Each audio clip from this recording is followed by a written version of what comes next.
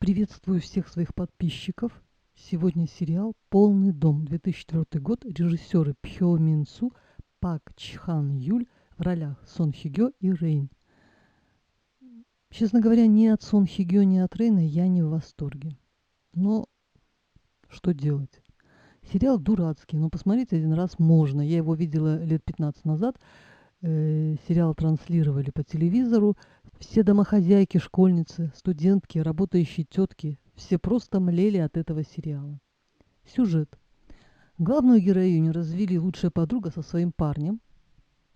Подруга была беременна, якобы, который был банковским работником. Отправили ее в Шанхай, наплели ей там с три короба, что она что-то выиграла, продали ее дом. Покупателем оказался кинозвезда, с которым она случайно познакомилась в самолете на Шанхай. Но тогда она еще не знала, что он покупатель. Она заняла у звезды денег, так как в Шанхае ее никто не ждал. Вообще, я не предполагала, что в Корее такое возможно, в смысле продать чужой дом. По возвращении домой ее ждал пустой дом, который, как оказалось, был к тому же еще и продан. Ну и начинаются ее злоключения, любовный треугольник и все такое. Поразило поведение главной героини. Узнав о продаже дома, она не обращается в полицию. Только после совета кинозвезды она идет в полицию. Мне показалось, что мало было драматизма. Все-таки остаться без дома – это не кошелек потерять. Вообще, главная героиня вела себя как дурочка. Кстати, она была писательницей. Ну и понятно, что бытовые проблемы – это не про нее. Чтобы писательница отдала айдолу долг, он предложил ей место домработницы. Сериал, может, и легкомысленный, но Сон Хи Гё все равно хороша. Актер Рейн мне никогда не нравился, но оказывается, он удачно женился, у него две дочки, куча недвижимости на пару с женой, она из обеспеченной семьи, а у него детство было тяжелым.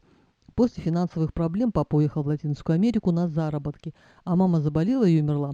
Сестру забрали родственники, а он скитался. Первый успех пришел к нему на музыкальном поприще, потом сериалы. Так что Рейн всего добился сам, вроде как в Голливуде даже снимался в небольших ролях. Я как-то видела на Ютубе его выступление, он пел и танцевал. Это же архисложно делать одновременно. Он был очень пластичен и произвел на меня впечатление. Ну, в общем, парень трудяга, рост 185, спасибо родителям, тоже немаловажная деталь для карьеры в Корее. Но вернемся к нашему сериалу.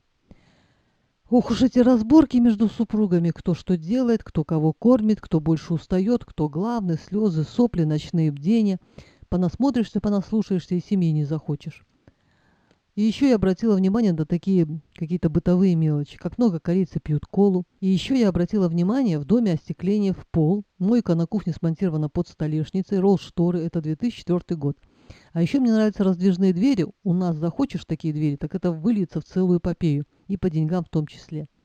Да, чуть не забыла, почему они стирают в ножную? Стиралки же у них есть, странно это. Кстати, если вещь крупная, а машинки нет, ногами топтать очень удобно. Друзья-аферисты, как можно продолжать поддерживать отношения с такими подлецами? Еще вздумали шантажировать главных героев. Сцена, когда главная героиня наехала на бабку, ну, словесно имеется в виду, потом всю изваляла, пока дотащила до дома, была очень комичной. Я давно так не смеялась. И о чем думают мужчины при живой жене, пусть даже фиктивной, садят в машину какую-то бабенку и уезжают с ней. И как же она должна себя чувствовать? Из банальной истории выжать 16 серий, чтоб миллионы прилипали к экранам? Да уж, авторы не зря едят свой хлеб. Если не помогают беседы нравоучения, то женщины пытаются задокументировать, запротоколировать требования, правила. Люди привыкают друг к другу, даже если постоянно ссорятся, и с этим ничего нельзя поделать. Есть старый советский фильм «Старшая сестра» с Дорониной. Так вот, у младшей сестры был роман с женатым мужчиной. Отец и старшая сестра были не в восторге от этих отношений. И как-то младшая сестра попала в дом, где проживал с семьей ее избранник. И вдруг она поняла, что невозможно взять и перечеркнуть чью-то жизнь, где когда-то они были счастливы. Бытовые мелочи кричали о том, что у них семья, какая-никакая, но семья. И она вдруг все поняла. Точно не помню, чем все закончилось, но зерно сомнения в правильности своих поступков было посеяно. До того она и слышать ничего не хотела о том, что неправильно поступает. Как и в нашем сериале, брак по расчету с постоянными выяснениями отношений как-то постепенно перерос в настоящий, с тем ненавистным бытом, родственниками мужа, поздними приходами, обидами и прочей сопутствующей фигней. Несмотря на банальность сюжета, смотришь, проводишь параллели, грустишь, размышляешь, и приятный саундтрек делают свое дело, и ты не можешь оторваться от экрана. И еще я подумала о том, что, в принципе, два незнакомых и не глупых человека, внешне приятных друг другу, вполне могут ужиться, ведя переговоры и работая над этими отношениями. И любовь тут ни при чем. Появится привычка, которая перерастет потом в любовь. И у таких отношений больше шансов на долговечность. Но я могу ошибаться. И все-таки смотреть подобные сериалы не пустое занятие. Цинизм уходит на задний план, а на поверхность поднимается что-то светлое и доброе. Да уж, простите за высокопарность. Люди, любите друг друга, смотрите дурацкие сериалы, шутите, наслаждайтесь каждым моментом. Ведь завтра этого всего может не быть. Будем надеяться, что здравый смысл победит. На этом все. Всем пока. Подписывайтесь на канал, пожалуйста, те, кто не подписался.